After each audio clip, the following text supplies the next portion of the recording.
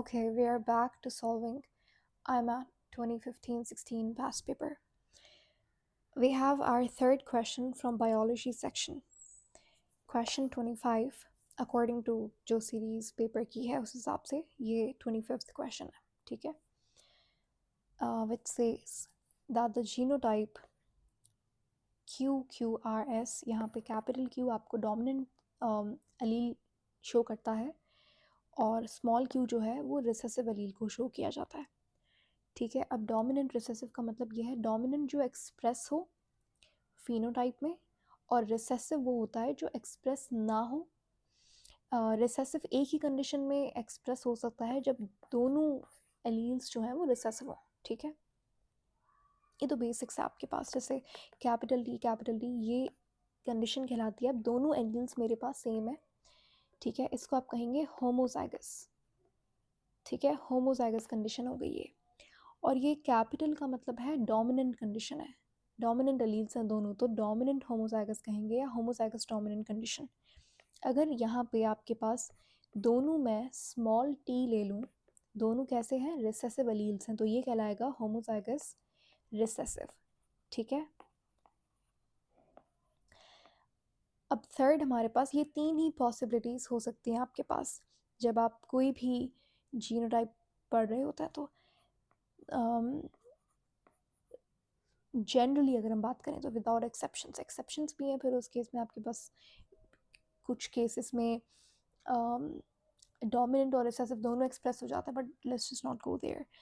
तो एक लास्ट आपके पास जो जनरल कंडीशन पॉसिबिलिटी रहती है वो ये है कि एक कैपिटल और एक स्मॉल, यानी कि एक हो गया आपके पास डोमिनेंट एलील और एक हो गया रिसेसिव, ये कंडीशन कहलाती है हेट्रोजाइगस कंडीशन, ठीक है? अब हेट्रोजाइगस जब भी होगा तो इसमें हमेशा जो कैपिटल वाला है जो डोमिनेंट एलील है वो एक्सप्रेस होगा, होमोजाइगस में ज़ाहिर है डोमिनेंट एक्सप्रेस होगा, और रिसेसिव एक ही कंडीशन में एक्सप्रेस होगा, वो है जब आपके पास होमोजाइगस रिसेसिव कंडीशन होगी, ठीक है? फाउंडेशन क्लियर है? सवाल में कहता है कि अगर आपके पास ये उन्होंने आपको एक जीनोटाइप दे दिया, ठीक है? वो कहता है दो इंडिविजुअल्स हैं, दो लोग जिनके पास ये जीनोटाइप है, हमें नहीं पता कि ये हाइट का है या कौन से कैरेक्टरिस्टिक के ये एलील से, वी डोंट नो दैट, ठीक है? तो अब दो इंडिविजुअल्स हैं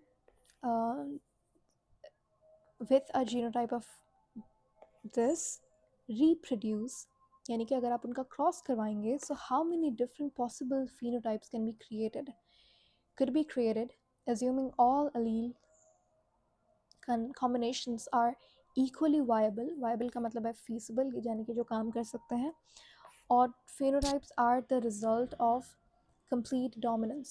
Now this question means अगर आपके पास ये जीनोटाइप है, ठीक है, और हमारे पास दो इंडिविजुअल्स हैं, अगर वो रिप्रोड्यूस करते हैं यानी कि आप इनका क्रॉस करवाएंगे तो आपके पास कितने डिफरेंट पॉसिबल फिनोटाइप्स बन सकते हैं अगर इन दोनों जीनोटाइप्स का क्रॉस होगा तो।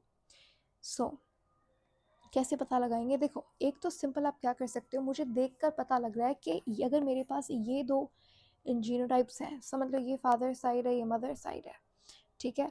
जब ये क्रॉस होंगे आपस में तो मेरे पास सवाल में हमें सिर्फ ये बताना है कि हाउ मेनी, यही सवाल है, how many different possible phenotypes could be created, कितने आपके पास डिफरेंट तरीके के फिनोटाइप्स का मतलब क्या होता है कि आपके पास टॉल शॉर्ट, ये फिनोटाइप है।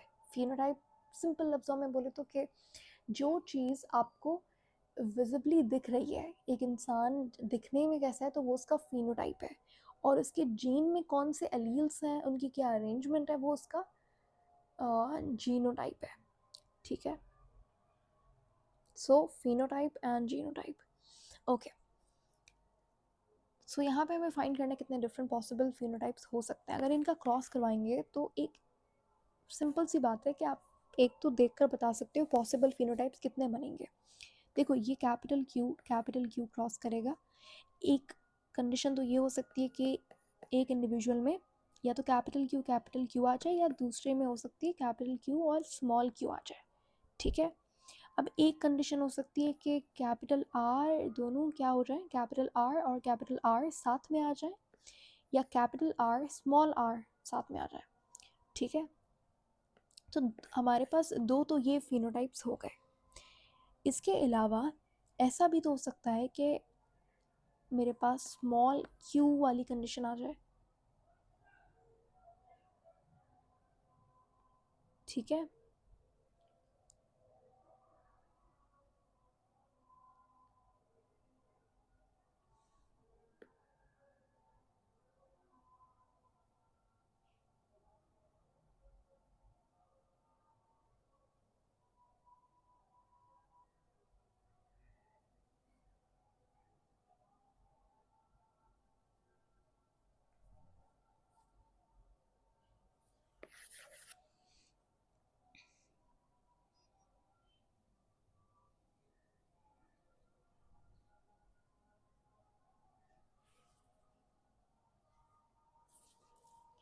तो एक तो आप इसे देखकर बता सकते हो कि फिनोटाइप कितना बनेगा। अगर समझ लेते हैं 2 मिनट की, आप ये मान लो, क्योंकि जब आप एक कैरेक्टरिस्टिक लोगे तो आपको समझने में आसानी होगी। एंड दैट्स द रीज़न मैं यहाँ पे एक चीज़ यहाँ पे अज्यूम करने लगी हूँ कि सपोज़ कि जो कैपिटल क्यू है ये टॉल कंडीशन है और स्मॉल क्यू जो है वो डॉर्फ कंडीशन है, ठीक है। तो इसमें क्या कॉम्बिनेशन हो सकता है क्यू वाले केस में? एक तो कैपिटल क्यू बनेगा और एक स्मॉल क्यू, यही दो पॉसिबल फेनोटाइप्स हो सकते हैं। अगर आपको नहीं मैम कैपिटल क्यू और स्मॉल क्यू भी तो हो सकता है, बट यहाँ पे हम बात कर रहे हैं फेनोटाइप की। समझ लो ये टॉल बनेगा, ये डॉर्फ बनेगा, तो ये जो है ये फेनोटाइप कैसा बनेगा? टॉल बनेगा। सो ये दोनों सेम फेनोटाइप्स हो गए, राइट। तो पॉसिबल फेनोटाइप्स कितने बनेंगे मेरे पास? एक क्या अपना क्यू वाला और एक स्मॉल क्यू वाला, यानी कि एक टॉल और एक डॉर्फ, ये दो कंडीशंस ही हो सकती हैं, ठीक है, क्यू वाले केस में। तो इसके साथ एक हम लगा देते हैं कैपिटल आर और एक स्मॉल आर। आर समझ लो एक है राउंडेड सीड्स है, ठीक है, और ये जो स्मॉल आर है ये हम मान लेते हैं रिंकल्ड सीड है, ठीक है। तो या तो टॉल और राउंड बनेगा या टॉल और रिंकल बनेगा, ठीक है। एक तो ये हो गया। उसके बाद अब ये हमने कर लिया टॉल के साथ, अब आप यही चीज़ डॉर्फ के साथ करेंगे कि डॉर्फ होगा या तो राउंडेड होगा या डॉर्फ होगा या तो रिंकल होगा। सो 4 पॉसिबल फिनोटाइप्स हो सकते हैं इस केस में। अगर ऐसे नहीं समझ आया तो फिर आप एक जो ट्रेडिशनल मेथड है उसको इस्तेमाल करके निकाल सकते हो फिनोटाइप्स कितने बनेंगे। देखो वो कैसे करेंगे, आपके पास ये दोनों जीनोटाइप्स हैं, इनका आप क्रॉस करवाएंगे। क्रॉस कैसे करवाते हैं? पहले आप इनके गैमेट्स बनाएंगे। अब गैमेट्स कैसे बनाते हैं? जो पहला वाला है उसको आप सेकंड के साथ और थर्ड और फोर्थ के साथ मिलाएंगे, तो आपके पास इस तरीके से गैमेट्स बनता है। तो ये हो गया capital Q, capital R, capital Q, small R, ठीक है। इसी तरीके से जो सेकंड वाला है उसको आप इससे एंड से मिलाएंगे, तो ये हो गया small Q, capital R, small Q, small R, ठीक है। इस ऐसा ही बिल्कुल इसके साथ भी होगा, तो ये आपके पास बन जाएंगे। अब क्योंकि दोनों सेम ही जीनोटाइप्स हैं तो इसके भी गैमेट्स बिल्कुल ऐसे ही बनेंगे। अब आप क्या करेंगे, इनका पनेट स्क्वायर की मदद से आप यहाँ पे क्रॉस करवाएंगे और आपके पास जीनोटाइप फिनोटाइप सब मिल जाएगा यूजिंग दिस स्क्वायर। मैंने पहले से यहाँ पे लिखा हुआ है क्योंकि अदरवाइज बहुत ही टाइम टेकिंग हो जाता है ये। करेक्ट। तो इस तरीके से आप एक साइड पे लिखेंगे फादर के और एक साइड पे मदर के। अब इन दोनों को क्रॉस करवाएंगे, सिंपल है, पहला वाला लिखेंगे दूसरा वाला, जैसे ये आ गया आपके पास capital Q and capital R, ठीक है। इसी तरीके से ये और ये होगा यहाँ पे, और ये सारा आपके पास 16 पॉसिबल जीनोटाइप्स बन जाएंगे यहाँ पे, ठीक है। अब आप इसमें से कोई भी उठाकर देख लो, या तो वो टॉल राउंड होगा या टॉल रिंकल्ड होगा, या डॉर्फ राउंड होगा या डॉर्फ रिंकल्ड होगा। इसके अलावा कोई फिनोटाइप पॉसिबल नहीं है। पहली बात तो सिर्फ इतना ही जीनोटाइप, इतना ही पॉसिबिलिटी है इंडिविजुअल बनने की, इसके अलावा कुछ नहीं होगा। अब जैसे फॉर एग्जांपल मैं ये वाला उठा लूँ, यहाँ पे क्या है, कैपिटल क्यू स्मॉल क्यू है। अब आप मुझे बताओ यहाँ पे टॉल होगा या डॉर्फ होगा? टॉल होगा, ठीक है। डोमिनेंट वाला एक्सप्रेस करेगा, हेटेरोजाइगस कंडीशन है, ठीक है। अब ये कैपिटल आर और कैपिटल आर है, तो ये क्या होगा? राउंडेड होगा। तो क्या हो गया? Toll rounded. ये कंडीशन हमने लिखी थी पहले, टॉल राउंडेड, ठीक है। कोई दूसरा उठा लेता है, ये वाला, ठीक है। कोई भी रैंडम आप उठा लो। कहने का मकसद यहाँ पे you need to make sure कि ये कैसे आया, तो आप यहाँ से भी निकाल सकते हो, ठीक है। जैसे ये वाला क्या है? ये मेरे पास टॉल राउंडेड है। ये क्या है? ये टॉल राउंडेड है। ये टॉल राउंडेड है। ये भी टॉल राउंड है, ठीक है। ये है tall round, tall dwarf, tall rounded, tall dwarf. So इनका भी आप निकालोगे और देखोगे फिर, अच्छा एक मेरे पास एक ये आ गया था, एक डिफरेंट अभी ये वाला आया था। तो इस तरीके से आपके पास 4 पॉसिबल फिनोटाइप्स यहाँ पे बनेंगे। So the answer would be 4। Question 26 है हमारे पास, a double stranded DNA molecule is shown below. ये हमारे पास एक डबल स्ट्रैंडेड डीएनए मॉलिक्यूल है। एक स्ट्रैंड में है रेडियो एक्टिव न्यूक्लियोटाइड्स और दूसरी स्ट्रैंड में है नॉन रेडियो एक्टिव न्यूक्लियोटाइड्स। वो कहता है this DNA molecule is allowed to replicate कितने times? 3 times in a medium, एक ऐसे मीडियम में वेयर जहाँ पर सिर्फ और सिर्फ non radio active nucleotides present है, यानी कि जो नया डीएनए बनेगा वो in non radio active nucleotides को मिलाकर बनेगा। और रेप्लिकेशन कितनी बार हो रही है? 3 बार हो रही है। So we need to find out के which answer shows the correct percentage of original DNA and completely non-radioactive DNA. So यहाँ पे एक कॉलम में आपके पास ओरिजिनल डीएनए का परसेंटेज पूछा हुआ है और दूसरे कॉलम में non radio active DNA. So let's find out. आपके पास ओके हम यहाँ पे कंसिडर करते हैं, ये आपके पास क्या है? डीएनए है, ठीक है। ये क्रोमोसोम नहीं है, अभी के लिए मान लो ये डीएनए है। मैंने एक छोटा सा यहाँ पे स्टैंड ले लिया। देखो अब जब डीएनए की रेप्लिकेशन होती है, सो उसके पीछे एक सिंपल कॉन्सेप्ट है कि जब भी डीएनए रेप्लिकेट करता है, जो उसकी नई स्ट्रैंड्स बनती है, यहाँ पे ये न्यू स्ट्रैंड बन रही है, ये और ये, ठीक है। ये न्यू स्ट्रैंड्स बनी है आफ्टर रेप्लिकेशन या डुप्लीकेशन या पॉलीमराइजेशन, तीनों एक ही टर्म्स हैं, एक ही बात है। सो जो ये नया डीएनए बनता है आपके पास आफ्टर एवरी टाइम जब रेप्लिकेशन होती है, तो डीएनए काम करता है, उसकी रेप्लिकेशन का जो मैकेनिज्म है वो सेमी कंजर्वेटिव मॉडल पे काम करता है, विच मीन्स कि जो नया डीएनए है उसमें 50% ओरिजिनल डीएनए है और 50% नया डीएनए है, विच सिंपली मीन्स कि जब ये डीएनए अब आफ्टर रेप्लिकेशन, ये एक मॉलिक्यूल है डीएनए का और ये दूसरा मॉलिक्यूल है डीएनए का, तो एक मॉलिक्यूल में एक ब्लू स्ट्रैंड है, यानी कि पुराना वाला डीएनए जो टेम्पलेट की तरह हमने इस्तेमाल किया, और एक ये रेड स्ट्रैंड है जो न्यू डीएनए हमने बनाया। सो इसे ही कहते हैं सेमी कंजर्वेटिव डीएनए। इस तरीके से रेप्लिकेशन होती है। Now keep in that in mind we need to solve this question. So replication हमेशा सेमी कंजर्वेटिव मॉडल पे काम करेगी। सो मेरे पास ये मॉलिक्यूल है डीएनए का, ठीक है। अब इसकी एक स्ट्रैंड ऊपर हमें ये डायग्राम में गिवन है, सी एक स्ट्रैंड कैसी है? रेडियो एक्टिव न्यूक्लियोटाइड से बनी हुई, और दूसरी कैसी है? Non radioactive. सो एक स्ट्रैंड है रेडियो एक्टिव और एक है नॉन रेडियो एक्टिव, ठीक है। जब इसमें रेप्लिकेशन होगी, एक तो कितनी बार रेप्लिकेशन हो रही है? 3 टाइम्स रेप्लिकेशन हो रही है। एक तो सिंपल आप क्या कर सकते हो, 2 की जो भी पावर होगी ना, जितने टाइम्स रेप्लिकेशन हो रही है उसको आप ये n में रख दोगे और उतने आपके पास नए मॉलिक्यूल्स बनेंगे डीएनए के। सो कितनी बार रेप्लिकेशन हो रही है? 3 टाइम्स। सो 2 की पावर 3 जो है वो 8 के बराबर होता है, तो 8 न्यू मॉलिक्यूल्स बनेंगे आपके पास डीएनए के यूजिंग दिस, ठीक है। अब इसमें कितने मॉलिक्यूल्स में रेडियो एक्टिव स्ट्रैंड होगी, कितने में नॉन रेडियो एक्टिव, वो सिंपल आप ऐसे भी फाइंड कर सकते हो। देखो ये मेरे पास ओरिजिनल डीएनए जो था, इससे अगर एप्लीकेशन होगी, सो 2 आपके पास यहाँ पे मॉलिक्यूल्स बनेंगे डीएनए के, ठीक है। देखो अगर यहाँ पे मेरे पास